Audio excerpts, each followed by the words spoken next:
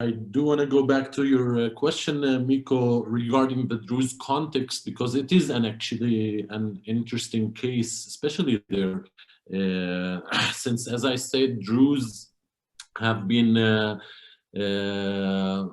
assimilated for decades, since the 50s, into the Israeli community through many tools. And the result today is that a portion of them, a significant portion of them, is brainwashed, is Zionist even, I would say. We call them, in our terminology, the Zionist Druze today, who, for example,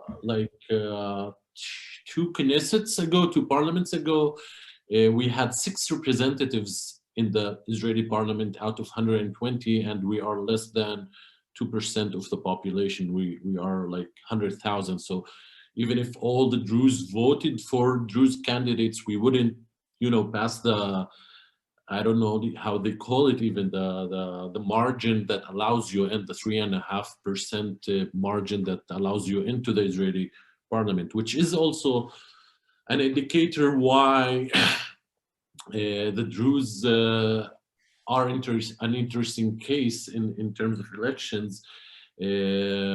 So the image of the Druze is that all of them are, right-wing in the Israeli politics, are assimilated, as I said, but over the last 2 elections, I mean, 2 real elections, not the one covering up for the other, the last 3, the Druze majorly voted for the Arab joint list, 40%. And people don't realize that.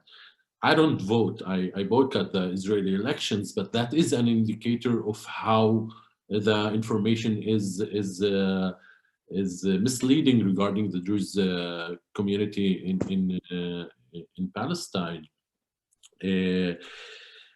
The strengthening of the right, exampled in Bennett and Smotrich, has done us a great favor, basically, within the Druze community. That coming together with the laws, the latest nation-state law, the Jewishness of the state, and the enforcement law of demolitions, the Kamenetz law, woken up the Druze community about how discriminated they are still against after 70 years, even though if they, or portion of them, serves in the Israeli army.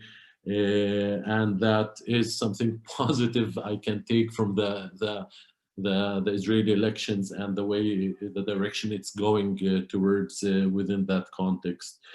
Regarding BDS and using it as a tool, I always keep reminding myself to tell the world that basically Palestinians have all the tools at their disposal to resist and fight back legally, because we are in a state of war, and in the war, even violent resistance is accepted, and therefore we shouldn't be shy about BDS. What's happening now in Germany and of course in the States about demonizing BDS as an anti-Semitic act is a good example of our shyness about, like, no, BDS is not, it's peaceful, it's just another tool of many, a basket of tools that we need to use. It's very effective today, and we need to strengthen it because it's talk directly with the people. It doesn't have to go through governments and policies and parliaments around the world.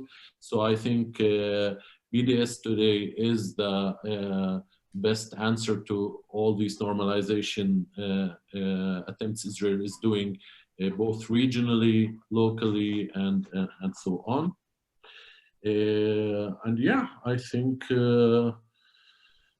we need to keep faith that that deterioration on the ground will reach a bottom that helps us, that gives us opportunities we don't have right now in Israeli politics. So sometimes I tell people, just sit and watch.